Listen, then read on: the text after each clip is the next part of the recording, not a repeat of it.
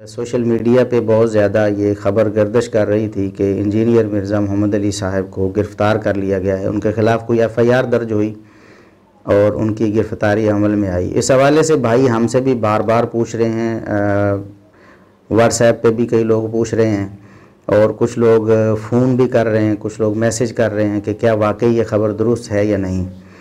تو یہ خبر بالکل درست ہے کہ انجینئر محمد علی مرزا صاحب کو گرفتار کر لیا گیا ہے، وہ اس وقت پولیس کی کسٹڈی میں ہیں۔ اس کی وجہ کیا بنی، جو ہمارے تک اطلاع پہنچی ہے وہ یہ ہے کہ انہوں نے ڈاکٹر طاہر القادری صاحب اور الیاس قادری صاحب کے بارے میں یہ کہا کہ ان دونوں میں سے ایک کو تو شہید کیا جانا چاہیے، یہ پاکستان سے صفائی ہونی چاہیے۔ اس طرح کی بات انہوں نے کس کانٹیکسٹ میں کہی ہے اور کیوں کہی ہے، یہ تو ہم پوری ویڈیو دیکھیں گے تو ہم اس پر کوئی بات کر سکیں گے، کیونکہ ہماری عادت یہی ہے اللہ کے فضل و کرم سے کہ آج تک ہم نے سنی سنائی پر یا ان کا کوئی کلپ جو کسی نے کاٹ کر بھیجا ہو اس پر ہم نے کبھی کوئی بات کہی ہی نہیں ہے، کوئی ویڈیو اس پر نہیں بنائی ہے، کیونکہ یہ عدل و انصاف کے تقاضوں کے منافی ہے۔ جب بات کو پورا سنا جائے گا کانٹیکسٹ میں رکھ کر تو پھر بات سمجھ آئے گی۔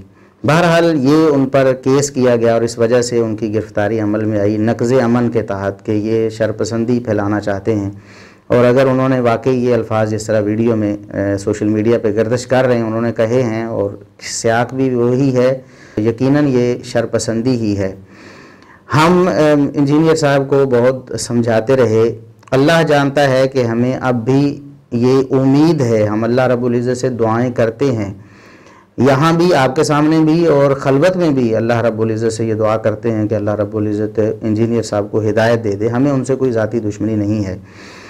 اس سے پہلے بھی کچھ دن پہلے ایک کیس بعض لوگوں نے کرنے کی کوشش کی، وہ شاید ناکام ہوا اور اس پر کوئی کارروائی عمل میں نہیں آئی تھی، وہ بعض بریلوی بھائیوں نے کیا تھا اور اس میں انہوں نے کہا کہ ہمارے پیروں اور ہمارے علماء کو یہ برا بھلا کہتے ہیں۔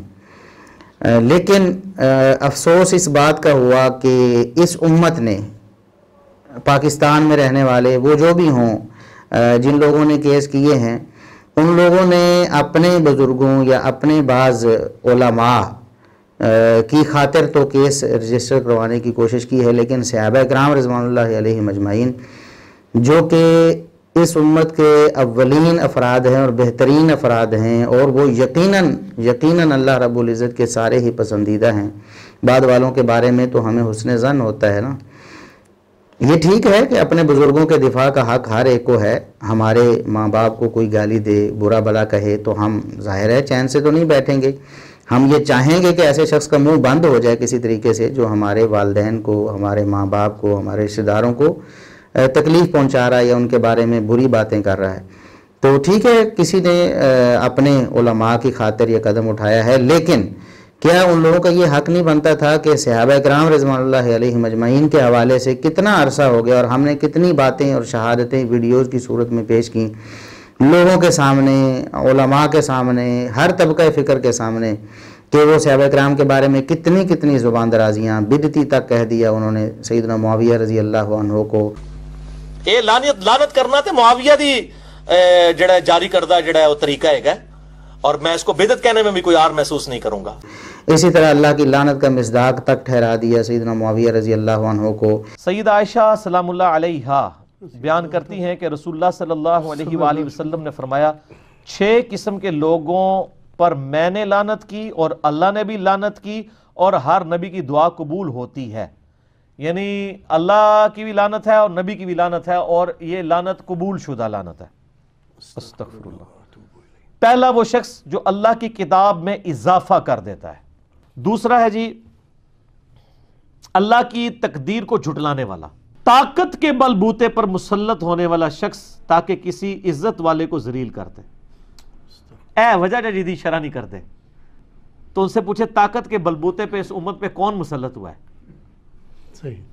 اس وجہ سے سر وہ گستاخی کا فتویٰ لگاتے ہیں، طاقت سے اس امت پہ وہی مسلط ہوا ہے جس کے بارے میں ہم چیپٹر کلوز کر چکے ہیں 5B لکھ کے۔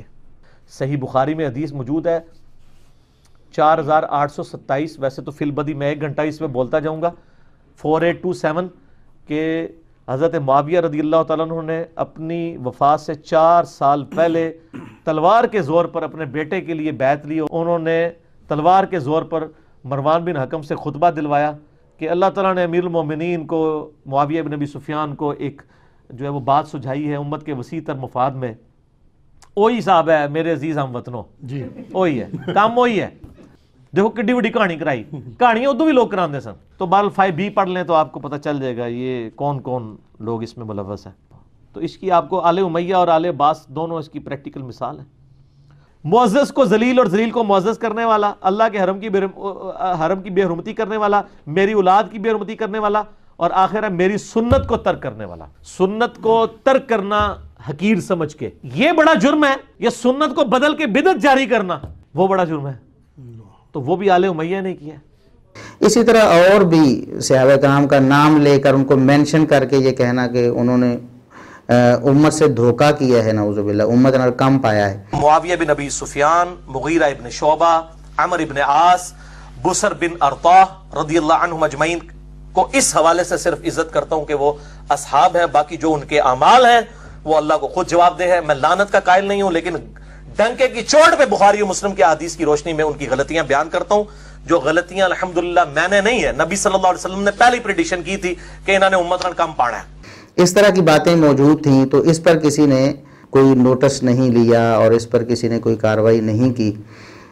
اس حوالے سے ہمیں افسوس رہے گا, اور انجینئر صاحب کے حوالے سے ہمیں افسوس ہے کہ کاش وہ سمجھ جاتے, اور کاش قرآن و سنت کی جو خالص تعلیمات ہیں, اہل سنت کا جو منہج ہے جس کا وہ نام لیتے ہیں صرف اس پر عمل نہیں کرتے, کاش وہ اس پر عمل کرتے اور آج یہ حالات اور یہ معاملات نہ ہوتے. ہم اب بھی دعا گو ہیں اور امید کرتے ہیں اللہ رب العزت انہیں ہدایت دے گا اور وہ سمجھنے کی کوشش کریں گے. شاید انہیں کچھ لمحات میسر آئیں اس وقت میں جب کہ وہ اپنی سبسکرپشن جو ہے یا اپنے فالورز یا اپنے ویوز ان کی چکا چون سے تھوڑے سائیڈ پہ ہوں گے, تو شاید انہیں تنہائی میں کچھ احساس ہو. اللہ رب العزت انہیں ہدایت نصیب فرمائے. اگر وہ ہدایت پہ آتے ہیں تو یہ بہت خوشی کی بات ہے, اور اگر وہ اسی طرح اپنے جو انہوں نے ایک منہج روافض والا اپنایا ہوا ہے, صحابہ کرام کی بدتمیزی اور توہین والا, تو پھر اللہ رب العزت انہیں مزید بولنے کی توفیق نہ دے. ہم تو یہی گزارش اور یہی تمنا اور یہی خواہش اللہ رب العزت کے دربار میں رکھتے ہیں. تو بہرحال انجینئر صاحب گرفتار ہو چکے ہیں. تمام احباب جو بار بار پوچھ رہے تھے انہیں اس بات پر یقین کر لینا چاہیے. آگے کیا کارروائی ہوتی ہے, کہاں تک پہنچی, اس حوالے سے ہمیں کوئی خبر نہیں ہے. جب خبر آئے گی تو سب لوگوں کے سامنے, سوشل میڈیا کا دور ہے, انشاءاللہ ان کے سامنے آ جائے گی. آپ لوگ انجینئر صاحب کی ہدایت کے لیے دعا کریں اور ان کے عقائد کی درستگی کے لیے آپ لوگ اللہ رب العزت سے التجا کریں. یقیناً اگر وہ ہدایت پہ آ جاتے ہیں تو یہ بڑی کامیابی ہے, اور انجینئر صاحب کے لیے بھی کامیابی ہے دنیا آخرت کی, اور ہمارے لیے اہل سنت کے لیے بھی کامیابی ہے کہ ایک بندہ تو ہم نے توڑا, اور بلکہ بہت سے لوگ انشاءاللہ ٹوٹ جائیں گے. بہت سے لوگ پہلے ہی الحمدللہ ہماری دعوت کو سن کر انجینئر صاحب کی جو خیانتیں, بددیانتیاں اور ان کے جھوٹ, ان کی تحریفات جو قرآن و سنت میں وہ کرتے ہیں, وہ دیکھ کر بہت سے لوگ بے شمار پلٹ بھی آئے ہیں اللہ کے فضل و کرم سے. اللہ رب العزت انجینئر صاحب کو بھی واپس پلٹنے کی توفیق عطا فرمائے. اب ہم سوالات کی طرف آتے ہیں. سوال کیا ہے عبید ثقفی بھائی نے کہ بہت سے لوگ رمضان المبارک میں زکوٰۃ ادا کرتے ہیں جبکہ ان کے مال پر زکوٰۃ 2-3 ماہ پہلے فرض ہو چکی ہوتی ہے, کیا یہ طریقہ درست ہے؟ نہیں, یہ طریقہ بالکل درست نہیں ہے. زکوٰۃ جب فرض ہو جائے, جس دن فرض ہو جائے اس دن سے لیٹ کرنا بھی جائز نہیں, چاہے جا کے 2-3 مہینے آپ مؤخر کریں.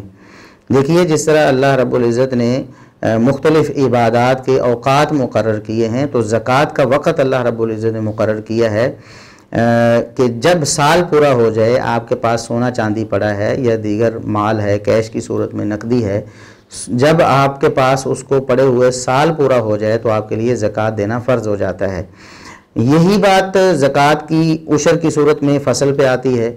تو اللہ رب العزت نے قرآن کریم میں ارشاد فرمایا وَآتُوا حَقَّهُ يَوْمَ حَصَادِهِ, جس دن فصل کاٹو اسی دن اللہ رب العزت کا حق ادا کرو. تو یہ اللہ کا حق ہے زکوٰۃ ادا کرنا، تو جس دن فرض ہوئی ہے اسی دن آپ کو ادا کرنی ہے، چیز ہے کہ آپ کئی مہینے لیٹ کر کے اللہ رب العزت کی نافرمانی کرتے رہیں۔ ہاں اس کا ایک متبادل ہے، اگر آپ سمجھتے ہیں کہ رمضان مبارک میں آپ کو زکوٰۃ دینی ہے، یہ دینی چاہیے، تو پھر آپ ایڈوانس میں زکوٰۃ ادا کریں۔ مثال کے طور پر 2-3 مہینے پہلے رمضان سے زکوٰۃ فرض ہو رہی ہے تو آپ پچھلے رمضان میں ایڈوانس میں اس کی زکوٰۃ دے دیں، اگلے رمضان سے 2-3 مہینے پہلے آپ پر زکوٰۃ فرض ہونی ہے تو اسی رمضان میں آپ اپنی زکوٰۃ صرف کر دیں، غرباء، فقراء اور مصارف جو بھی زکوٰۃ کے مستحقین ہیں ان پر آپ صرف کر دیں، تو مستقبل کی زکوٰۃ آپ پہلے دے سکتے ہیں ایڈوانس میں، لیکن جب آپ پر فرض ہوگی اس کے بعد آپ اسے اپنے پاس نہیں رکھ سکتے، اس کو اسی وقت ادا کرنا ہوگا، سال پورا ہوتے ہی، چاہے وہ کوئی بھی مہینہ ہو اور چاہے وہ کوئی بھی دن ہو۔ سوال کیا گیا ہے سید ابراہیم صاحب کی طرف سے کہ شیخ محترم میرا سوال ہے کہ میں معذور ہوں، روزہ نہیں رکھتا، کہ پہلے ہی بہت کمزور ہوں، روزہ برداشت نہیں کر سکتا، لیکن میرے پاس اتنی استطاعت بھی نہیں کہ مسکین کو کھانا کھلا سکوں، کیا میرے لیے روزہ باوجود مشقت اور مصیبت اور بیماری اور کمزوری کے رکھنا ضروری ہوگا؟ روزہ چھوڑنا میرے لیے کیسا ہے؟ دیکھیے محترم بھائی، اللہ رب العزت لا یکلف اللہ نفسا الا وسعها، اللہ رب العزت کسی کو اس کے بس سے باہر جو ہے وہ تکلیف میں مبتلا نہیں کرتا، یعنی اس کو مجبور نہیں کرتا کہ وہ بے بس ہو کر بھی اللہ رب العزت کے احکامات پر عمل کرے، جب اس کے بس میں ہوں تب وہ عمل کرے، جب بے بس ہو جائے پھر اللہ رب العزت اسے معاف فرما دے گا۔ فدیہ تو پھر فدیہ ہے، فدیہ تو ایک شرعی مجبوری ہے کسی شخص کی، کوئی بوڑھا انسان ہے یا دائمی بیمار ہے، وہ روزہ رکھ ہی نہیں سکتا کسی صورت، تو وہ اللہ رب العزت کے ہاں فدیہ دے کر اپنا معاملہ کلیئر کروا لے گا۔ یہ تو فدیہ ہے نا، جو کفارہ ہے، جو انسان کے جرم کی وجہ سے، اس کی غلطی کوتاہی کی وجہ سے، اس کے روزہ توڑنے کی وجہ سے، جیسا کہ انسان اپنی بیوی سے مباشرت کر کے روزہ توڑ دیتا ہے تو اس کے لیے کفارہ لازم آتا ہے، تو وہ کفارہ بھی اگر کسی کے پاس نہ ہو تو اللہ رب العزت اس کو بھی رخصت دے دیتے ہیں، جیسا کہ صحیح بخاری کی 6711 نمبر حدیث ہے، نبی کریم صلی اللہ علیہ وسلم کے پاس ایک شخص آیا اور اس نے کہا میں ہلاک ہو گیا، پوچھا کیا ہوا؟ اس نے عرض کی اللہ کے رسول میں یہ کام کر بیٹھا ہوں روزے کی حالت میں، تو اللہ کے رسول صلی اللہ علیہ وسلم نے فرمایا کہ کیا گردن آزاد کر سکتے ہو، غلام آزاد کر سکتے ہو؟ اس نے کہا کہ نہیں میرے پاس تو اتنی طاقت نہیں ہے۔ آپ نے فرمایا 2 مہینوں کے مسلسل روزے رکھ سکتے ہو؟ اس نے عرض کی اللہ کے رسول میرے پاس اتنی طاقت بھی نہیں ہے، میں 2 مہینے کے مسلسل روزے برداشت نہیں کر سکتا۔ تو آپ صلی اللہ علیہ وسلم نے فرمایا کہ پھر تیسری صورت ہے کہ 60 مسکینوں کو کھانا کھلا دو، کھانا کھلا سکتے ہو؟ اس نے عرض کیا کہ نہیں اللہ کے رسول میں کھانا کہاں کھلا سکتا ہوں، غریب مسکین آدمی ہوں، 60 مسکینوں کو کھانا کھلانا میرے بس میں نہیں ہے۔ تو آپ صلی اللہ علیہ وسلم نے فرمایا کہ بیٹھ جاؤ، اتنی دیر میں آپ کے پاس کھجوروں کا ایک ٹوکرا آ گیا، تو آپ صلی اللہ علیہ وسلم نے فرمایا کہ یہ ٹوکرا لے جاؤ اور مسکینوں میں اس ٹوکرے کو بانٹ دو۔ تو اس نے کہا اللہ کے رسول میں نے جو یہ کھجوریں تقسیم کرنی ہیں یہ اپنے سے غریبوں پر ہی کرنی ہے نا، تو میرا نہیں خیال کہ مدینے کی پوری بستی میں میرے سے زیادہ کوئی غریب کنگال ہوگا۔ تو آپ صلی اللہ علیہ وسلم نے فرمایا خذہ فاطعمہ اہلک، یہ ٹوکرا لے جاؤ، خود کھاؤ اور گھر والوں کو کھلاؤ، بس اللہ رب العزت تمہیں معاف فرمائے گا۔ تو یہ کفارہ بھی اللہ رب العزت جو کسی کے جرم کی وجہ سے عائد ہوا ہوتا ہے وہ بھی اللہ رب العزت تنگ دستی میں معاف فرماتا ہے۔ یہ تو پھر فدیہ ہے جو آپ کی کسی کوتاہی کی وجہ سے نہیں بلکہ اللہ رب العزت کی کسی آزمائش، بڑھاپے یا بیماری یا کمزوری کی وجہ سے آیا ہے، لہٰذا آپ فدیہ بھی ادا نہیں کر سکتے، کوئی حرج نہیں، جب آپ کے پاس پیسے ہوں اللہ طاقت دے فدیہ دے دیں اپنا، نہیں طاقت ملتی ساری زندگی اللہ رب العزت آپ کو معاف فرما دے گا۔ آپ روزہ بھی چھوڑ دیں کیونکہ آپ بیمار ہیں، کمزور ہیں، معذور ہیں، اور آپ فدیہ بھی رہنے دیں کیونکہ آپ کے پاس طاقت نہیں ہے، آپ بے بس ہیں۔ سوال کیا گیا ہے عبد الرحمن انور بھائی کی طرف سے کہ تراویح کا وقت کب شروع ہوتا ہے، یعنی تراویح کو پڑھنے کے لیے کون سا وقت سٹارٹ ہے اور کون سا اینڈ ہے، یعنی کس وقت ہمیں تراویح پڑھنی چاہیے۔ دیکھیے تراویح کا وقت عشاء کی نماز پڑھتے ہی شروع ہو جاتا ہے۔ عشاء کی نماز کا وقت شروع ہوا، آپ نے شروع ہوتے ہی عشاء کی نماز پڑھ لی، تو عشاء کی نماز جب آپ نے فرائض پڑھ لیے ہیں نا، اس کے بعد آپ نے 2 سنتیں پڑھنی ہیں، پڑھ لی، اس کے بعد پھر آپ نے تراویح کا وقت شروع ہو گیا ہے، آپ اسی وقت تراویح پڑھ سکتے ہیں، رات کے درمیان میں پڑھ سکتے ہیں، رات کے آخر میں پڑھ سکتے ہیں، اور یہ آخری وقت زیادہ پسندیدہ ہے۔ محمد الرسول اللہ صلی اللہ علیہ وسلم اسی کی ترغیب دیتے تھے۔ اس بات کی دلیل کیا ہے کہ عشاء کی نماز پڑھتے ہی تراویح کا وقت شروع ہو جاتا ہے؟ اس میں کوئی ٹائم لیمٹ نہیں ہے، یہ نہیں کہا جا سکتا کہ 8 بجے شروع ہوتا ہے ٹائم یا 10 بجے یا 12 بجے، بلکہ عشاء کی نماز جب آپ پڑھ لیں تو آپ کا وقت شروع ہو گیا تراویح کا۔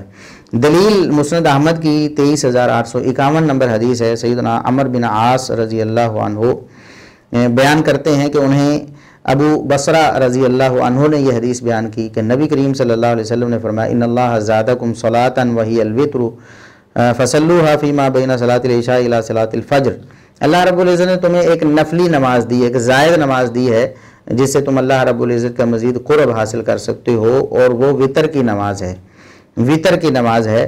تو اس وتر کی نماز کو تم عشاء کی نماز اور فجر کی نماز کے درمیان میں پڑھو۔ فجر کی نماز یعنی شروع ہوتی ہے اذان فجر کے بعد، تو اذان فجر یعنی فجر طلوع ہونے تک اس کا وقت ہے عشاء کی نماز پڑھتے ہی۔ اب ایک شخص نے عشاء کی نماز پڑھی ہے 12 بجے، اس کی تراویح کا وقت عشاء کی نماز پڑھتے ہی شروع ہوگا، یعنی 12 بجے کے بعد شروع ہوگا۔ ایک شخص نے نماز پڑھی ہے 9 بجے، اس کا وقت 9 بجے شروع ہوگا فرض نماز پڑھتے ہی، اور ایک شخص نے 8 بجے تقریباً اب وقت شروع ہو جاتا ہے، 8:30 تک نمازیں کھڑی ہو جاتی ہیں، تو اس نے عشاء کی نماز پڑھ لی ہے تو اس کا وقت 8:30 بجے 8:45 بجے ہی شروع ہو جائے گا، یعنی عشاء کی نماز پڑھنے کے بعد آپ تراویح کی نماز ادا کر سکتے ہیں، اور اس کی انتہا ہوتی ہے وقت کی طلوع فجر تک، فجر کی اذان تک اس کا وقت ہے۔ اس کو وتر کہتے ہیں، اس کو قیام اللیل کہتے ہیں، اس کو تہجد کہتے ہیں، اس کو تراویح کہتے ہیں، اس کے بہت سارے نام ہیں احادیث میں، اور مسلمانوں کے ہاں معروف تراویح کا لفظ مسلمانوں کے ہاں معروف ہو گیا۔ یہ ایسے ہی جیسے صلاۃ المغرب کو ہم شام کی نماز کہہ دیتے ہیں، تو ہمارے ہاں ایسا معروف ہو گیا، تو مسلمانوں کے ہاں تراویح کا لفظ معروف ہو گیا۔ یہ وہی قیام اللیل، وہی تہجد، وہی وتر ہے جو نبی کریم صلی اللہ علیہ وسلم پڑھا کرتے تھے۔ اس پر بات پہلے بھی ہو چکی ہے، اب بھی انشاءاللہ کچھ بات ہوگی۔ اگلا سوال ایک کریٹیکل سا سوال ہے، ایک اعتراض کیا گیا ہے۔ ایک بھائی نے سوال کیا کہ آپ نے موسیقی کی حرمت پر ایک ضعیف حدیث بیان کی، اس پر آپ کیا کہتے ہیں؟ بھائی دیکھیں، ہم انسان ہیں، انسان ہوتے ہوئے ہم سے کوئی غلطی ہو سکتی ہے۔ جرم یہ ہے کہ انسان خطا ثابت ہو جانے کے بعد بھی اس پر ڈٹا رہے اور قائم رہے۔ موسیقی کی حرمت بیان کرتے ہوئے میں نے ایک بات کر دی، ایک مشہور اور زبان زدہ عام روایت تھی کہ نبی کریم صلی اللہ علیہ وسلم نے فرمایا کہ میں موسیقی کے آلات کو توڑنے کے لیے بھیجا گیا ہوں۔ اب اس روایت پر ہمیں اس وقت ہی تنبیہ ہو گئی تھی، جیسے کہ یہ بیان اپلوڈ ہوا تو یہ احساس ہو گیا کہ یہ روایت تو ہم نے ضعیف بیان کر دی اس میں، حالانکہ دلائل تو اور بھی بہت سارے تھے جو ابھی میں آپ کو بیان کرنے والا ہوں، اور وہ ویڈیو ہم نے الحمدللہ ایڈٹ بھی کر دی، یعنی یوٹیوب سے بھی وہ ہم نے حصہ حذف کر دیا کیونکہ ہمارا وہ بیان درست نہیں تھا۔ پھر ہمیں ایک بھائی نے ایک کلپ بھیجا، راولپنڈی اسلام آباد سے بھائی ہیں، انہوں نے ایک کلپ بھیجا کہ کسی نے یہ اعتراض کیا ہے اور کہا ہے کہ لوگوں کو کہتے ہیں کہ یہ ضعیف حدیثیں بیان کرتے ہیں، کوئی ضعیف حدیث بیان کرے تو اس پر اعتراض کرتے ہیں، اور خود ضعیف حدیث بیان کر کے انہوں نے ترکی ڈرامے کی مخالفت کی ہے، اور پھر اس پہ انہوں نے پھر لام تان اور ملامت جو بھی وہ کر سکتے تھے، بدتمیزی اور جو بھی، بہرحال ان کا یہ ظرف ہے وہ کرتے رہیں۔ انہیں میں بتانا چاہتا ہوں کہ میرا جو استدلال تھا وہ اس حدیث سے نہیں تھا، یعنی میرے اس استدلال کی بنیاد یا موسیقی کی حرمت کی بنیاد اس حدیث پہ نہیں ہے۔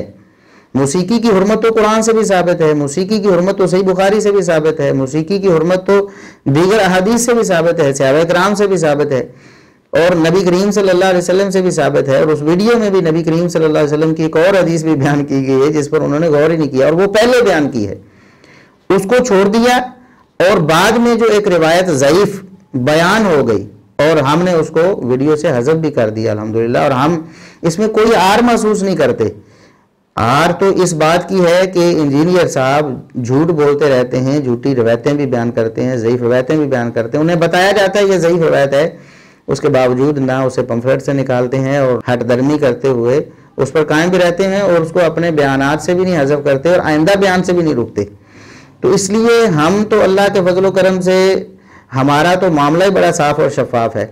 آپ دلیل کے ساتھ بات کریں، آپ کوئی بھی ہوں، آپ گالی دے کے بھی ہمیں دلیل دیں تو ہم انشاءاللہ اس دلیل کو ایکسیپٹ کرنے کے لیے تیار ہیں، لیکن جو آپ نے بات کی ہے اور کرنے کی کوشش کی ہے، لوگوں کو یہ بتایا ہے یا باور کروایا ہے کہ دیکھو جی ایک ضعیف حدیث کی وجہ سے ڈرامے کو ناجائز کہہ رہے ہیں، آپ کو اصل دکھ تو اس ترکی ڈرامے کی وجہ سے ہوا ہے کہ اس کی ہم نے مخالفت کر دی۔ ارے بھائی موسیقی اس میں موجود ہے، آپ اس کا انکار نہیں کرتے، اور موسیقی کی حرمت قرآن سے ثابت ہے۔ دیکھیں قرآن کریم میں سورہ لقمان کی آیت نمبر 6 ہے، وَمِنَ النَّاسِ مَن يَشْتَرِي لَهْوَ الْحَدِيثِ لِيُضِلَّ عَن سَبِيلِ اللَّهِ بِغَيْرِ علم۔ یہ جو اس میں بتایا گیا اس آیت میں کہ بعض لوگ لہو الحدیث کو خریدتے ہیں، اور لہو الحدیث کیا ہے؟ یہ مصنف ابن ابی شیبہ میں حسن سند کے ساتھ سیدنا عبداللہ بن مسعود رضی اللہ عنہ، جو نبی کریم صلی اللہ علیہ وسلم کے جلیل القدر اور پیارے صحابی ہیں اور فقیہ امت بھی ہیں، ان کے بارے میں ان کے فضل و قدر کا تو کوئی بھی انکاری نہیں ہو سکتا۔ ان سے پوچھا گیا اس آیت کے بارے میں کہ اس آیت میں من یشتری لہو الحدیث، لہو الحدیث سے کیا مراد ہے؟ انہوں نے فرمایا الغناء، یہ گانا بجانا ہے، الغنا گانا بجانا ہے۔ اور صرف یہی نہیں کہ انہوں نے کہا کہ یہ میرا ایک موقف ہے، انہوں نے کہا والذی لا الہ الا ہو، اس ذات کی قسم جس کے سوا کوئی الہ نہیں ہے، یہاں یہی مراد ہے۔ تو عبداللہ بن مسعود رضی اللہ عنہ کے اس فرمان کے مطابق قرآن کریم میں، اور مرزا صاحب اور دیگر لوگ بھی اس بات کو مانتے ہیں کہ صحابی اگر کوئی ایسی بات کرے جو اس کے اپنے اجتہاد سے نہیں ہو سکتی تو وہ یقیناً نبی کریم صلی اللہ علیہ وسلم سے مستفاد ہوتی ہے، آپ کی وہ بات ہوتی ہے جسے وہ آپ کا نام لیے بغیر بیان کرتا ہے۔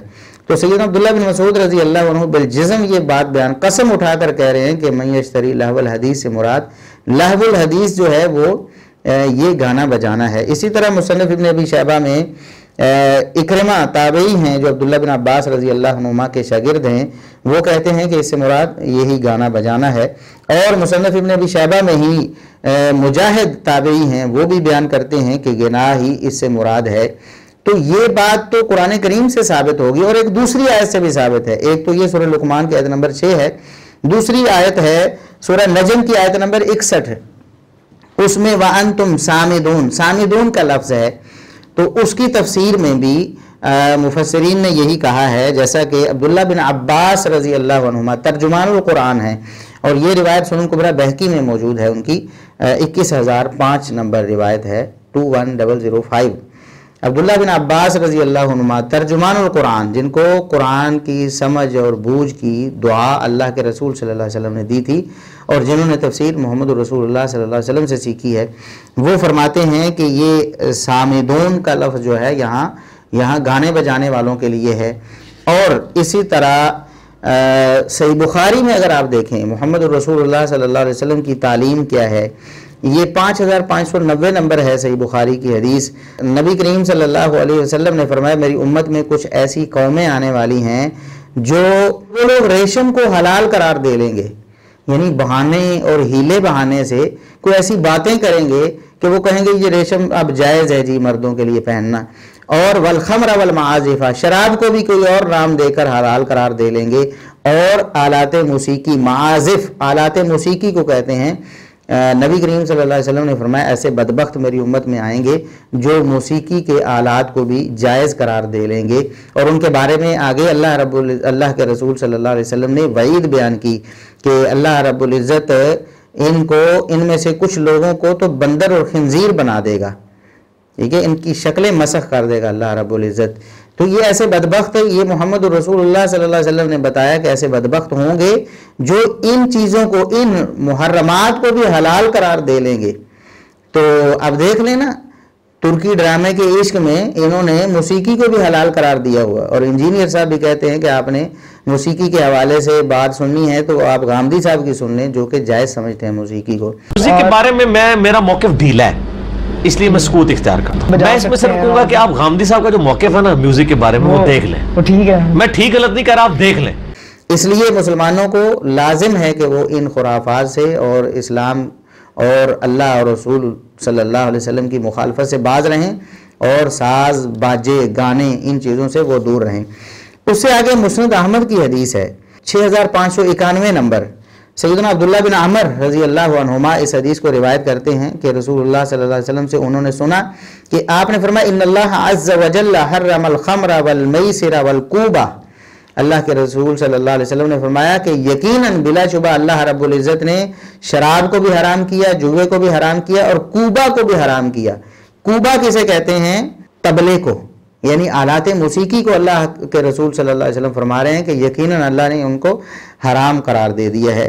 اسی طرح مسند احمد میں 3274 نمبر حدیث بھی ہے عبداللہ بن عباس رضی اللہ عنہما سے، وہ بھی رسول اللہ صلی اللہ علیہ وسلم سے بیان کرتے ہیں کہ بلا شبہ اللہ رب العزت نے تم پر شراب، جوا اور آلات موسیقی کو حرام قرار دے دیا ہے۔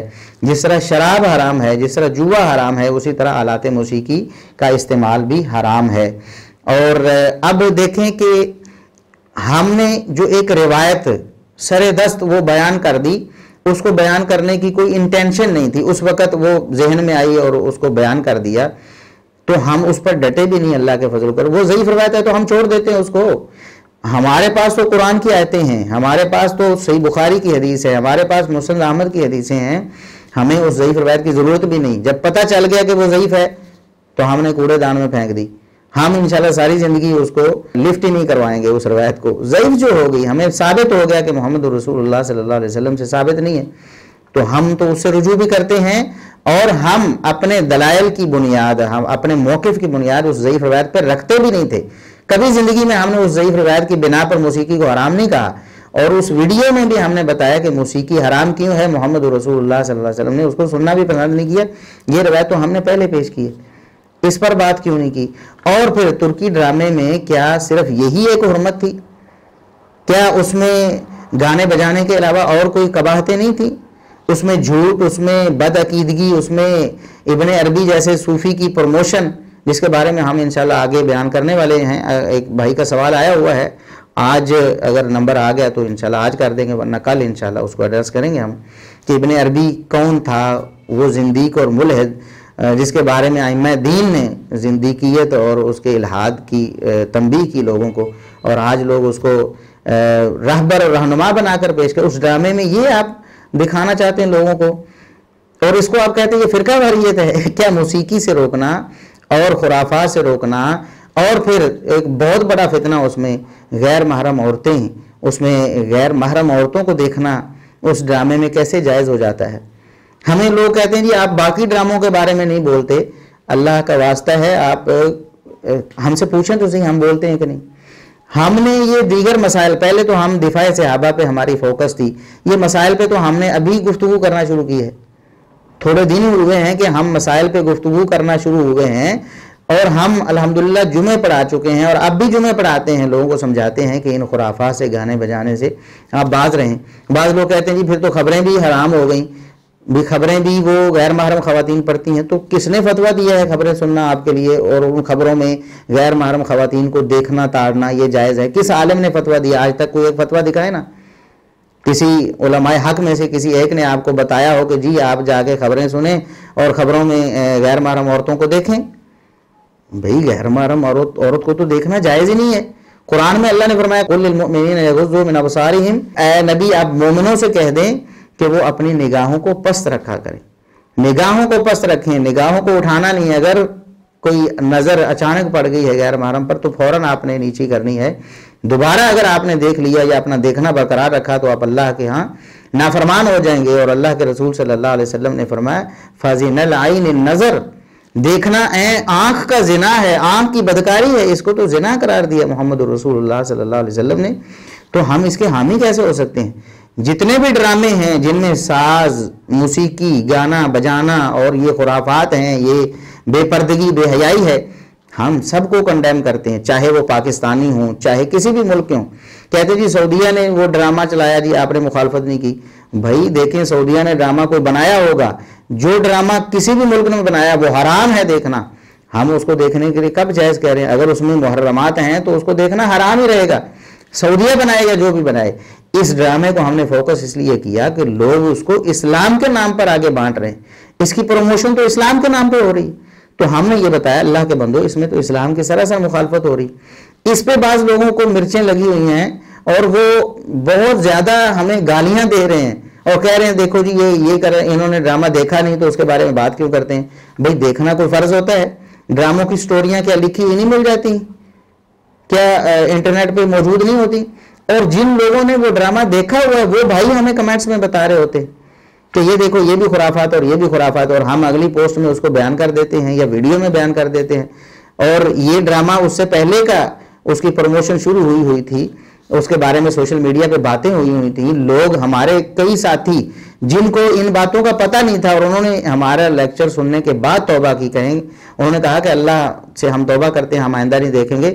ہم تو سمجھتے تھے کہ شاید اس میں ہمیں تو خرابی نظر ہی نہیں آتی تھی، آپ نے جب بتائی ہے نومینیٹ کر کے مینشن کر کے تو ہمیں سمجھ آئی کہ واقعی یہ تو بڑی خرابیاں اس میں، ہم آئندہ نہیں دیکھیں گے.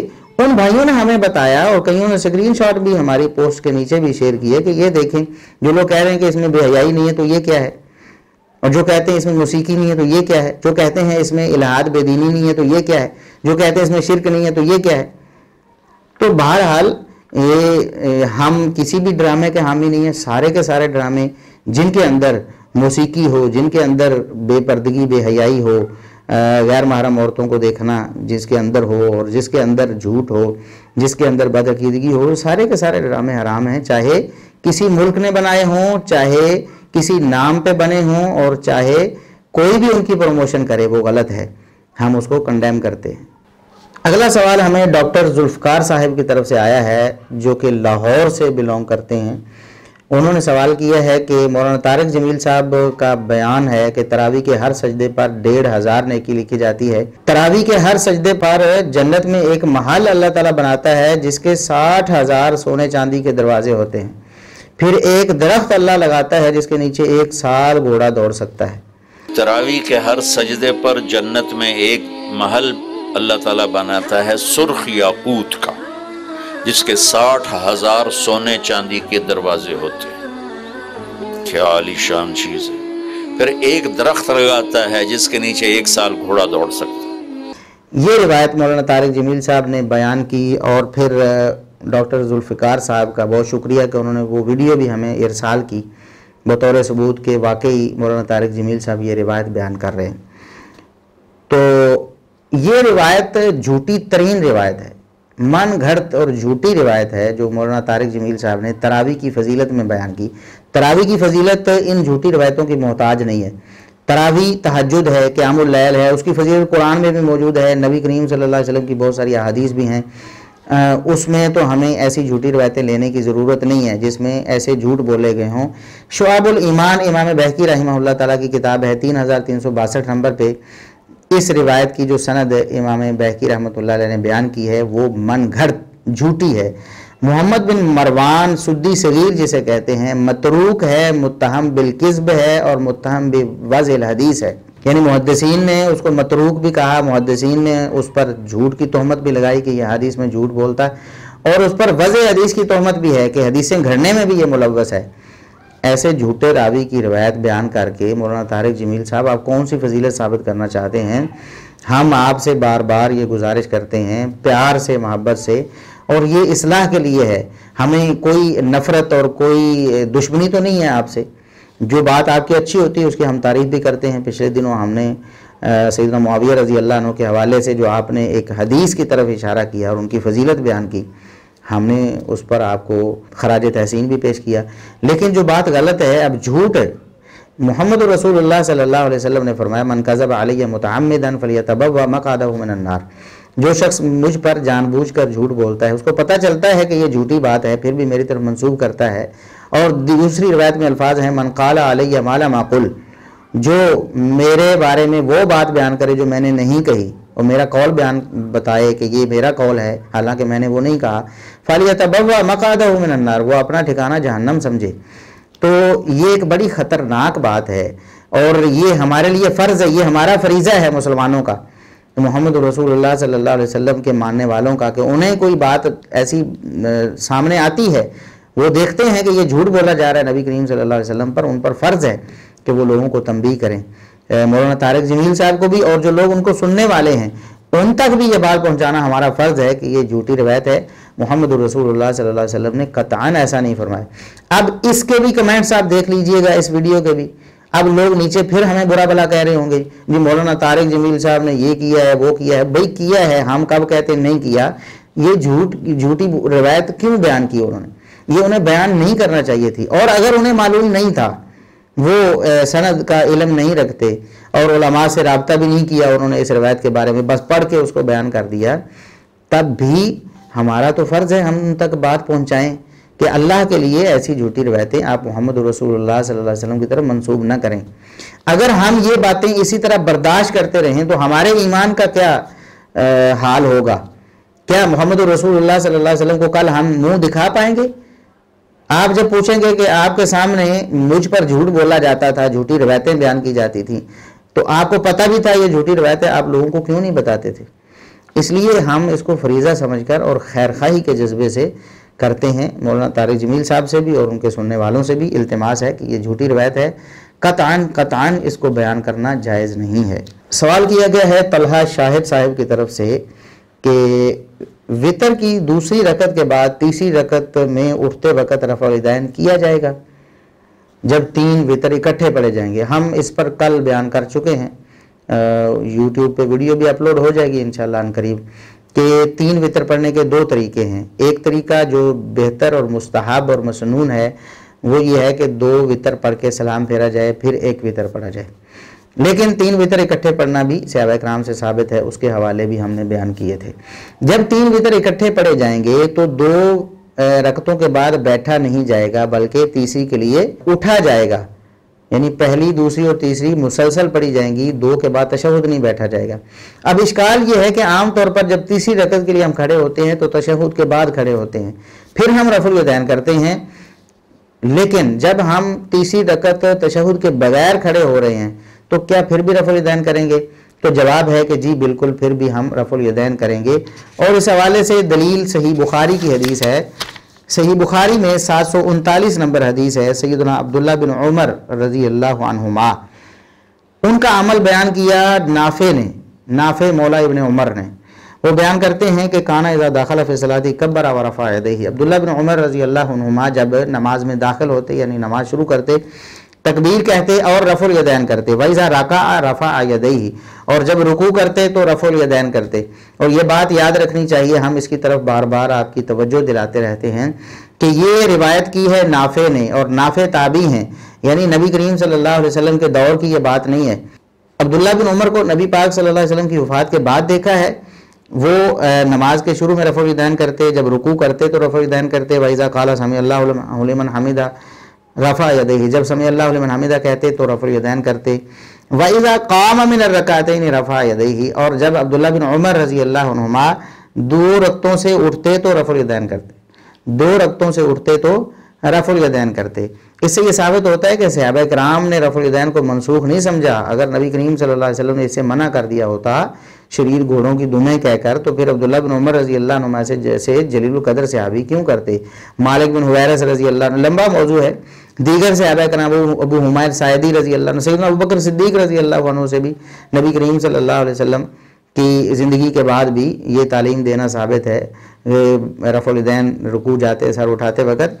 تو عبداللہ بن عمر رضی اللہ عنہما نے جب یہ کیا تو تیسری رکعت میں اٹھتے وقت بھی رفع الیدین کیا، اور صرف اپنا عمل ہی نہیں، وَرَفَعَ ذَلِكَ ابْنُ عُمَرَ إِلَى نَبِيِّ اللَّهِ صلی اللہ علیہ وسلم۔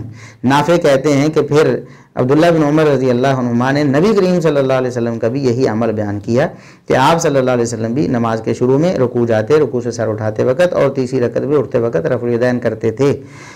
لہٰذا تیسری رکعت جو بھی ہوگی وہ تشہد بیٹھ کے آپ تیسری رکعت کے لیے اٹھیں، یا تشہد بیٹھے بغیر جیسے وطروں میں اٹھتے ہیں اٹھیں، یا تشہد کوئی بھول کر اٹھ گیا ہے تب بھی تیسری رکعت میں، تو تیسری رکعت میں اٹھتے وقت رفع الیدین کرنا ہے۔ اس کے لیے تشہد کی شرط حدیث میں نہیں لگائی گئی، ہمیں بھی نہیں لگانی چاہیے، اور وطروں کی تیسری رکعت میں اور کوئی بھی نماز ہو اس کی تیسری رکعت جب ہم شروع کریں تو رفع الیدین کرنا چاہیے۔ اگلا ایک اشکال جو مولانا الیاس گھمن صاحب کی طرف سے پیش کیا گیا ہے تراویح کے حوالے سے، ہم تراویح پر مفصل گفتگو بھی کرنا چاہتے ہیں، لیکن ابھی ہمیں سوال اتنے آ رہے ہیں کہ ہم یہ ہفتہ پہلے کے اتنے سوال آئے ہوئے ہیں، اس کے بعد ہم سوال نہیں رہ رہے، لوگ پھر بھی بھیجے جا رہے ہیں، تو ہفتہ پہلے کے سوال جو ہیں وہ ابھی ہم سے نمٹائے نہیں جا رہے ہیں، ٹائم ہمارے پاس تھوڑا ہوتا ہے، اور رمضان مبارک میں اور بھی مصروفیات ہیں، اور اس وقت افطاری بالکل قریب ہوتی ہے، 1 گھنٹے کا ہم سیشن کرتے ہیں لائیو، تو اس میں 10 12 15 اتنے سوالات ڈسکس ہوتے ہیں، کیونکہ پھر دلائل بھی دینے ہوتے ہیں، مدلل بات کرنا ہوتی ہے، تو اس لیے ہم اس کو پوسٹ پون کر رہے ہیں. انشاءاللہ اس پر ہم تفصیلی بات بھی اللہ کے فضل و کرم سے کریں گے. ایک روایت مولانا الیاس گھمن صاحب نے پیش کی اور بڑے دھڑلے سے انہوں نے کہا کہ 20 تراویح جو ہیں وہ اہل بیت سے ثابت کرتا ہوں میں. سیدنا علی رضی اللہ عنہ نے 20 تراویح کا حکم دیا تھا. حالانکہ ہمارا یہ دعویٰ ہے اور بلکہ محدثین کا بھی یہی دعویٰ تھا، صحابہ کرام میں سے کسی سے بھی 20 تراویح پڑھنا یا حکم دینا ثابت نہیں ہے. جن اہل علم نے ان کو خطا ہو گئی یا انہوں نے کہہ دیا، ان کا علم ناقص تھا اس اعتبار سے، اس حوالے سے کہ انہوں نے سندوں کو نہیں دیکھا یا سندوں کی وہ علت ان کے سامنے نہیں آ سکی.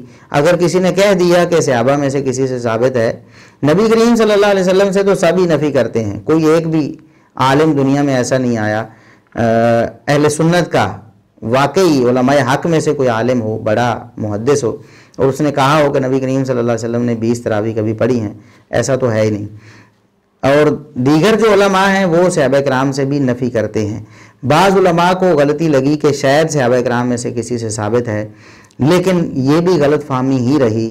جیسا کہ یہ غلط فہمی ہے، ہم مولانا الیاس گھمن صاحب سے بڑے احترام سے یہ عرض کریں گے کہ آپ نے یہ روایت پیش کی، کتاب سے بھی پیش کی، اور آپ کے علماء اور آپ کے بزرگ اس پر جرح کر چکے ہیں، اس کو جھوٹا بھی کہہ چکے ہیں، لیکن پھر بھی آپ نے اس پر غور نہیں کیا، صرف اور صرف اپنی دلیل بنانے کے لیے. یہ کون سا طریقہ ہے، یہ کون سی تبلیغ ہے یا کوئی اسلام کی خیر خواہی ہے کہ اپنے موقف کے دفاع کے لیے آپ اپنے بزرگوں کے نزدیک جو جھوٹی روایتیں ہیں وہ بھی بیان کرتے رہیں. یہ روایت مولانا الیاس گھمن صاحب نے بیان کی. وہ کہتے ہیں مسند الامام زید میں روایت موجود ہے. یہ کتاب وہ کتاب ہے، اب کتاب کے بھی فضائل بیان کر رہے ہیں، کہ جس کے سارے راوی اہل بیت ہیں. یہ جو روایت میں پڑھنے لگا ہوں اس کے سارے راوی اہل بیت ہیں، زید بن علی بن حسین بن علی. امام زید فرماتے ہیں حضرت علی رضی اللہ عنہ کے بارے میں کہ انہ امر الذی یصلی بالناس صلاۃ القیام فی شہر رمضان ان یصلی بہم 20 رکعتاً. جو شخص تراویح پڑھاتا، حضرت علی فرماتے کہ 20 رکعت تراویح پڑھانا، یسلم فی کل رکعتین، ہر 2 رکعتوں میں سلام پھیرنا اور ہر 4 رکعت کے بعد ترویح کرنا. میں ایک بات عرض کیا کرتا ہوں کہ دیکھیں، یہ مولانا الیاس گھمن صاحب کے الفاظ ہیں. وہ کہتے ہیں میں ایک بات عرض کیا کرتا ہوں کہ دیکھیں، ہم اہل السنت والجماعت احناف دیوبند کے مکمل عمل پہ حضرت علی رضی اللہ عنہ کا امر موجود ہے، خلیفہ راشد کا. وہ کہتے ہیں 20 رکعت تراویح پر خلیفہ راشد سیدنا علی رضی اللہ عنہ کا حکم موجود ہے. مسند الامام زید میں روایت موجود ہے. یہ کتاب وہ ہے کہ جس کے راوی سارے اہل بیت ہیں. مسند الامام زید جو میں روایت پڑھنے لگا ہوں، اس روایت کے سارے راوی اہل بیت ہیں. زید بن علی بن حسین بن علی. تو امام زید فرماتے ہیں حضرت علی رضی اللہ تعالیٰ کے بارے میں انہ امر الذی یصلی بالناس صلاۃ القیام فی شہر رمضان ان یصلی بہم 20 رکعہ. جو شخص تراویح پڑھاتا، حضرت علی فرماتے کہ 20 رکعت تراویح پڑھانا، یسلم فی کل رکعتین و یسلم فی کل رکعتین، ہر 2 رکعت کے بعد سلام پھیرنا، و یراوح ما بین کل 4 رکعات، اور ہر 4 رکعت کے بعد پھر ترویح کرنا.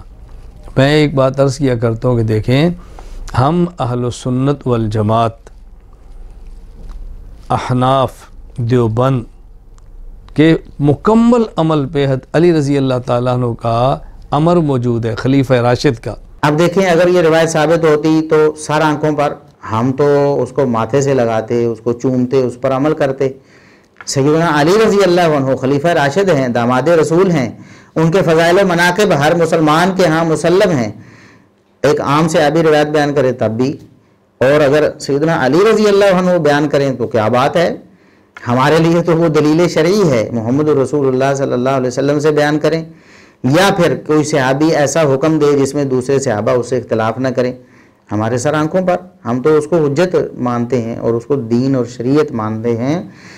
لیکن کیا یہ روایت ثابت ہے؟ مولانا الیاس گھمن صاحب آپ ذرا غور کریں. اور ان کے جو فالورز ہیں یا ان کو سننے والے ہیں، بعض لوگ اس کے جواب بھی دینے کی کوشش کریں گے، وہ ایمان سے ذرا ٹھنڈے دل سے اسی روایت کے حوالے سے ہم بات کر رہے ہیں کہ مسند الامام زید نامی کتاب، جس کو انہوں نے بڑی معتبر کتاب گردانا ہے نا، کہ یہ تو ایسی کتاب ہے کہ جس کے سارے راوی اہل بیت سے ہیں، اور انہوں نے کہا کہ حضرت علی رضی اللہ عنہ نے حکم دیا 20 راوی پڑھانے کا. یہ بے حقیقت کتاب ہے، جھوٹا افسانہ ہے، یہ کسی نے لکھا ہے، گھڑا ہے، کیونکہ اس کی سند ثابت نہیں. کتاب کے اندر بھی سند لکھی ہوئی ہے. اگر مولانا الیاس گھمن صاحب اس کتاب کو شروع سے پڑھ لیتے، کتاب کے اندر بھی محققین نے جو اس کی سند نقل کی ہوئی ہے، تو اس کا راوی عمر بن خالد الواسطی بالاتفاق، محدثین کا اس بارے میں کوئی اختلاف نہیں، سب ہی کہتے ہیں کہ وہ کذاب ہے، وضاح ہے، جھوٹا تھا، جھوٹ بھی بولتا تھا، حدیثیں بھی گھڑتا تھا، حدیثیں گھڑ کر مسلمانوں میں پھیلاتا تھا جھوٹی روایتیں. امام ابو زرع رازی رحمہ اللہ تعالی فرماتے ہیں کانا یضع الحدیث، یہ حدیثیں گھڑا کرتا تھا. یہ الجرح والتعدیل امام ابن ابی حاتم کی کتاب ہے. اس میں امام اسحاق بن راہویہ رحمہ اللہ تعالی بہت بڑے امام ہیں، امام بن حنبل کے پائے کے امام اس دور کے. کانا عمرو بن خالد الواسطی یضع الحدیث، عمر بن خالد الواسطی حدیثیں گھڑا کرتا تھا. امام یحییٰ بن معین فرماتے ہیں کذاب غیر ثقۃ ولا مامون، یہ جھوٹا ہے، یہ قابل اعتبار نہیں ہے، بے اعتبار بندہ، جھوٹا آدمی ہے یہ. امام احمد بن حنبل فرماتے ہیں متروک الحدیث، اس کی حدیث متروک ہوتی ہے، اس کی حدیث کو محدثین نے چھوڑ دیا ہے، یہ اس کی بات تو پرے کہہ کی حیثیت بھی نہیں رکھتی، اس کی بات کا اعتبار اتنا بھی نہیں، اس تنکے کے برابر بھی اس کی بات کا کوئی اعتبار نہیں. امام ابو حاتم رحمہ اللہ فرماتے ہیں متروک الحدیث ذاہب الحدیث لا یشتغل بہ، اس کی روایت تو سننی بھی نہیں، اس کی روایت درج بھی نہیں کرنی، لکھنی بھی نہیں، یہ اس قابل نہیں ہے. سارے حوالے جو ہیں الجرح والتعدیل ابن ابی حاتم میں ہیں. اور اگلی جو فیصلہ کن بات مولانا الیاس گھمن صاحب کے نزدیک بھی فیصلہ کن ہونی چاہیے نا، کیونکہ ان کے عالم اور بڑے کی بات ہے.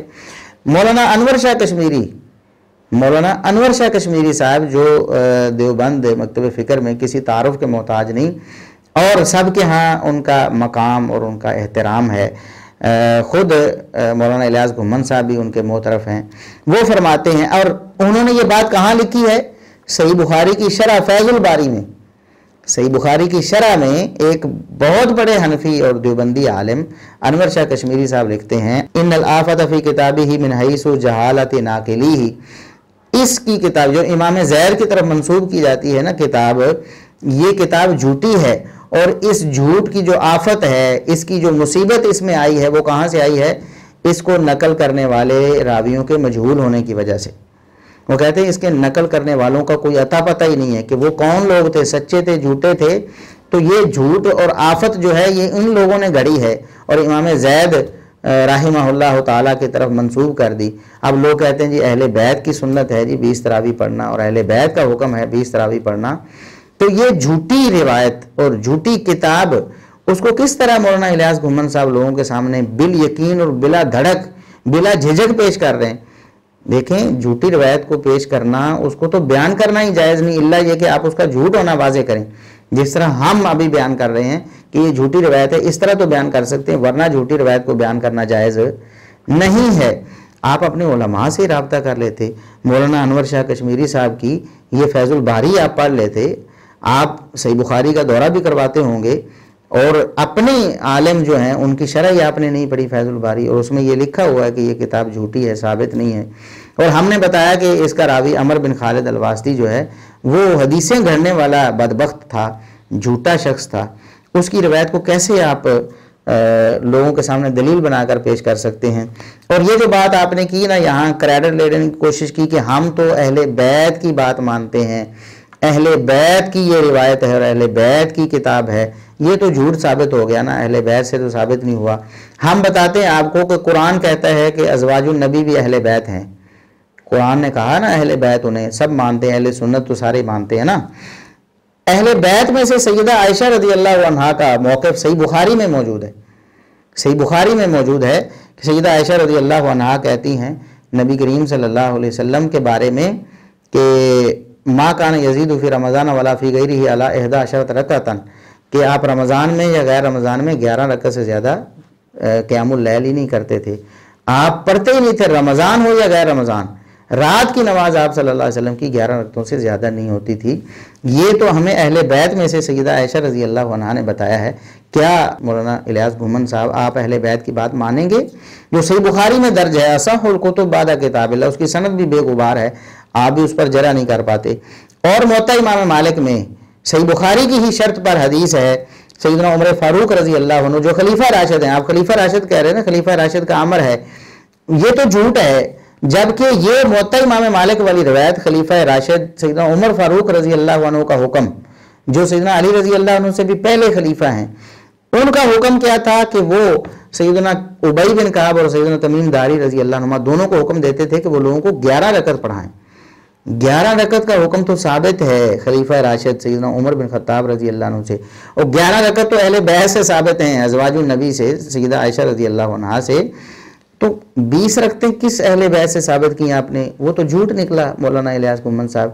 اس لیے ہم لوگوں کو تنبیہ کرتے ہیں کہ صرف آنکھیں بند کر کے آپ کسی کی بات نہ مان لیا کریں، علماء سے رابطہ کریں، تحقیق کریں، تفتیش کریں کہ جو روایتیں پڑھ کر ہمیں سنائی جا رہی ہیں کیا وہ جھوٹی تو نہیں ہیں۔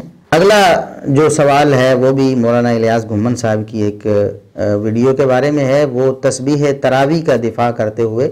ہم نے پیچھے ایک ویڈیو بنائی تھی جس میں ہم نے بتایا تھا کہ دعائے تراویح کی حقیقت کیا ہے، کہ لوگ تراویح کے درمیان میں 4 رکعتیں پڑھ کے بیٹھتے ہیں، پھر 4 رکعتیں پڑھ کے بیٹھتے ہیں، تو اس دوران وہ ایک دعا پڑھتے ہیں، سبحان ذی الملک والملکوت، سبحان ذی العزت والجبروت، اور اس طرح کی دعا وہ پڑھتے ہیں۔ اس کے بارے میں ہم نے بتایا کہ اس کا کوئی ثبوت نہیں ہے، تراویح کے دوران تو کوئی بھی دعا پڑھنا نبی کریم صلی اللہ علیہ وسلم سے ثابت نہیں ہے، کوئی خاص دعا تو ایسی ہے نہیں، اور خود علماء احناف اس بات کا اقرار کرتے ہیں کہ تراویح کے حوالے سے کوئی دعا ثابت نہیں ہے۔ مولانا الیاس بھومن صاحب نے بھی اعتراف کر لیا شروع میں یہ بات بیان کرتے ہوئے کہ ایسی کوئی معین دعا تراویح کے دوران پڑھنا ثابت نہیں ہے۔ 4 رکعت تراویح کے درمیان خاص تسبیح جسے تسبیح تراویح کہتے ہیں اس کو پڑھا جاتا ہے، اس پر کئی لوگوں کا اشکال ہوتا ہے، پھر یہ تو کسی حدیث سے ثابت نہیں، آپ کیوں پڑھتے ہیں؟ پہلی بات تو میں عرض کر چکا ہوں کہ مخصوص ذکر، مخصوص تلاوت، مخصوص عبادت تراویح کی حدیث پاک سے ثابت نہیں، لیکن پھر بھی انہوں نے اپنے اس عمل کا دفاع کیا کہ اس کو دعائے تراویح کہا جاتا ہے نا، تو کہتے ہیں اگرچہ تراویح کے دوران تو ثابت نہیں، لیکن یہ جو دعا ہم پڑھتے ہیں یہ ہو بہو حدیث میں موجود ہے، حدیث میں ہو بہو موجود ہے۔ ہم نے پہلے بتایا تھا پچھلی ویڈیو میں کہ جو جامعہ بنوری ٹاؤن ہے، دیوبند کا بہت معتبر ادارہ ہے، ان کی ویب سائٹ پہ ہم نے دیکھا تھا، انہوں نے لکھا تھا کہ اس بارے میں کوئی حدیث بھی ثابت نہیں ہے اور کوئی معین دعا بھی نہیں ہے، اور یہ جو دعا پڑھی جاتی ہے کسی ایک حدیث میں بھی نہیں ہے، بلکہ مختلف حدیثوں سے ٹکڑے جمع کر کے کسی نے خود ہی اس کو دعا بنا لیا ہے۔ تو مولانا الیاس بھومن صاحب اس سے ایک سٹیپ آگے گئے ہیں، انہوں نے کہا کہ نہیں جی پوری دعا ہی ایک حدیث میں موجود ہے، اگرچہ تراویح کی بات وہاں نہیں ہے لیکن پوری دعا ایک ہی حدیث میں موجود ہے، اور انہوں نے پھر حدیث بیان کی۔ اب حدیث کیا تھی کہ ان للہ تعالی بحرا من نور حولہ ملائکۃ من نور علی خیل من نور بایدیہم حراب من نور، کہ اللہ رب العزت کا ایک سمندر ہے نور کا جس کے ارد گرد نور کے فرشتے ہیں، وہ نور کے گھوڑوں پہ سوار ہیں، ان کے ہاتھوں میں نور کے نیزے ہیں، اور پھر وہ یہ دعا پڑھتے رہتے ہیں اس سمندر کے ارد گرد، سبحان ذی الملک والملکوت۔ اور پھر مولانا الیاس بھومن صاحب نے ثابت کیا کہ دیکھا ہم جو دعا پڑھتے ہیں وہ بعین ہی انہی الفاظ کے ساتھ حدیث میں موجود ہے۔ یہ بات یاد رکھنا کہ جو تسبیح ہمارے یہاں پڑھی جاتی ہے یہ تسبیح تراویح کے وقت نہیں، لیکن ویسے یہ تسبیح کچھ مختلف الفاظ کے ساتھ ثابت ہے، یہ مت کہیں کہ ثابت نہیں ہے۔ حضرت انس بن مالک رضی اللہ تعالیٰ عنہ فرماتے ہیں کہ رسول اکرم صلی اللہ علیہ وسلم نے ارشاد فرمایا ان للہ بحرا من نور، اللہ تعالیٰ نے ایک سمندر پیدا فرمایا جو نور ہے، نور کا ہے، اللہ کا ایک سمندر ہے جو نور کا ہے، حولہ ملائکۃ من نور، اس کے ارد گرد فرشتے ہیں جو نور کے ہیں، علی خیل من نور، نور کے گھوڑوں پر ہیں، بایدیہم حراب من نور، ان کے ہاتھوں میں نور کے چھانٹے نیزے ہیں، یسبحون حول ذلک البحر، وہ سمندر کے ارد گرد اللہ کی تسبیح بیان کرتے ہیں۔ تسبیح کیا ہے؟ سبحان ذی الملک والملکوت، सुबहान ज़िल अर्श वल जबरूत, सुबहान अल हय्य अल्लज़ी ला यमूत, सुब्बूहुन कुद्दूसुन रब्बुल मलाइकति वर रूह, ये तस्बीह करते हैं और हमारे यहाँ भी यही तस्बीह की जाती है। अच्छा, अब ये हदीस कहाँ है जी? हम मौलाना इलियास घुमन साहब से अगर मुतालबा करें या उनके मानने वालों को हम दावत फ़िक्र दें, उनको पता है कि ये हदीस कहाँ है। एक मुहद्दिस गुज़रे हैं, एक आलिम गुज़रे हैं इब्न इराक अल-किनानी के नाम से, जो 963 हिजरी में फौत हुए, यानी 10वीं सदी हिजरी के बहुत बड़े आलिम थे। उन्होंने एक किताब लिखी थी, किताब की उसका नाम क्या था? तंज़ीह शरीअतिल मरफ़ूआ अनिल अख़बार शरीअतिल मौज़ूआ, कि हमारी जो बड़ी आली शान शरीयत है, हम उस शरीयत को पाक करना चाहते हैं झूठी और बुरी रिवायात से।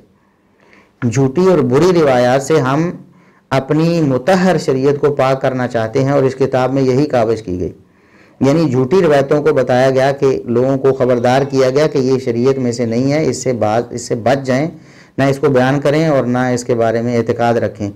ये किताब है, जिल्द 2 सफ़ा 362 पे उन्होंने ये रिवायत नकल की है। ये रिवायत नकल की झूठी रिवायतों में कि ये झूठी रिवायत है, और फिर उन्होंने बताया कि इसके कितने ही ऐसे रावी हैं जिनकी तो हमें तो उनका कोई अता पता ही नहीं, उनकी तौसीक़ ही साहब, उनकी हालत ही हमें मालूम नहीं वो सच्चे झूठे क्या हैं, तो फिर इस रिवायत को हम कैसे मान लें। उन्होंने झूठी रिवायतों में उसे दर्ज किया। इसी तरह एक ज़ियादात अलल मौज़ूआत है अल्लामा स्यूती की। अल्लामा स्यूती ने एक किताब लिखी है अल मौज़ूआत पे, कुछ ज़ियादात की उन्होंने, कि अल मौज़ूआत नामी किताब जो है बड़ी मशहूर किताब है झूठी रिवायतों के बारे में, जिसमें झूठी रिवायतों को जमा किया गया है। उस पर उन्होंने कुछ ज़ियादात की हैं, तो वो कहते हैं कुछ उसमें उन्होंने ये रिवायत दर्ज की है दैलमी के हवाले से, दैलमी के हवाले से, और वहाँ सनद भी नकल की है। तो उसकी सनद भी ऐसी ही है, नसर बिन इस्माइल बिन अन्नोमान 1 और मूसा बिन हज्जाज समरकंदी 2। इन 2 बंदों का तो कोई अता पता ही नहीं है कि ये कौन है, ये मुसलमान भी थे कि नहीं थे, सच्चे थे कि नहीं थे, और इनका हाफजा भी काम करता या नहीं था। एक नहीं 2 रावी ऐसे हैं, और उससे आगे हसन बसरी मुदल्लिस हैं और ये रिवायत अन से बयान कर रहे हैं। 3 इल्लतें उसमें भी हैं। तो ऐसी झूठी मुनकर और मन घड़त रिवायात, जिसको मुहद्दिसीन भी झूठी रिवायात की किताबों में दर्ज करते हैं, उसको झाड़ फूंक कर आप मौलाना साहब, मौलाना इलियास घुमन साहब क्यों लोगों के सामने पेश करते हैं? कोई सच्ची रिवायत अगर आपके पास थी तो पेश कर देते, वरना इतना ही आपके लिए काफ़ी था कि देखें जी तरावी में मुअय्यन को दुआ साबित नहीं है, और ये दुआ जो हमने बना ली है ये भी किसी हदीस से साबित नहीं है, हम इसको सबूत का एतकाद नहीं रखते, वैसे बस पढ़ लेते हैं, तो शायद कुछ बच जाता। हालांकि हर तरावी में, हर तरवीह में इसको बाकायदा मुअय्यन करके पढ़ना, तो जाहिर है इससे लोगों को क्या तासुर जाता है कि ये नबी करीम सल्लल्लाहु अलैहि वसल्लम से साबित है। और पोस्टर बनवा के आपने लगवाए होते हैं दीवारों पे मसाजिद में कि तस्बीह है तरावी, और लोग समझते हैं कि ये तरावी का एक जुज़ है, जो कि बिदअत की एक सूरत है। तो अल्लाह रब्बुल इज़्ज़त से दुआ है कि अल्लाह रब्बुल इज़्ज़त हमें हक सच पर अमल करने की तौफीक अता फरमाए। अल्लाह रब्बुल इज़्ज़त हमें अहादीस सहीहा को बयान करने और उसी पर अमल करने की तौफीक अता फरमाए। और जितने भी ऐसे लोग हैं जो झूठी रवायतें बयान करते हैं, अल्लाह रब्बुल इज़्ज़त इन्हें हिदायत नसीब फरमाए। हम इनकी हिदायत के लिए दुआ करते हैं, हम इनके खैर ख़्वाह हैं, हमें इनसे कोई ज़ाती दुश्मनी नहीं है और ना हम कोई दंगा फसाद चाहते हैं। हमारा तो स्लोगन ही ये है कि गोली या गाली से नहीं, इख्तलाफ दलील से करें। इख्तलाफ करते हुए ना गोली चलाएं ना गाली दें, इख्तलाफ करते हुए सिर्फ दलील दें। कितनी अच्छी और ख़ूबसूरत बात हो अगर सारे लोग इस तरीक़ाकार को अपना लें कि इख्तलाफ करना हो दलील से करें, तो किसी को ना गुस्सा करने की ज़रूरत है, ना किसी की दुश्मनी कभी किसी के दिल दिमाग में आती है कि देखें उसने कुरान की आयत पढ़ी है या हदीस पढ़ी है और अपने मौक़िफ़ को दलाइल से साबित किया है, बस ये हमारा स्लोगन है और हम इसी पर अमल करते हैं। अल्लाह रब्बुल इज़्ज़त हमें इसी पर कायम दायम रखे। अल्लाह रब्बुल इज़्ज़त हमें जब तक ज़िंदा हैं अपने सच्चे दीन पर अमल करने की तौफ़ीक़ अता फ़रमाए, इसी पर हमें शहादत की मौत नसीब फ़रमाए और आखिरत में अल्लाह रब्बुल इज़्ज़त हमें अपने नबी करीम सल्लल्लाहु अलैहि वसल्लम सहाबा किराम और सुलहाए उम्मत का साथ नसीब फ़रमाए। व आखिरु दावाना अल्हम्दुलिल्लाहि रब्बिल आलमीन।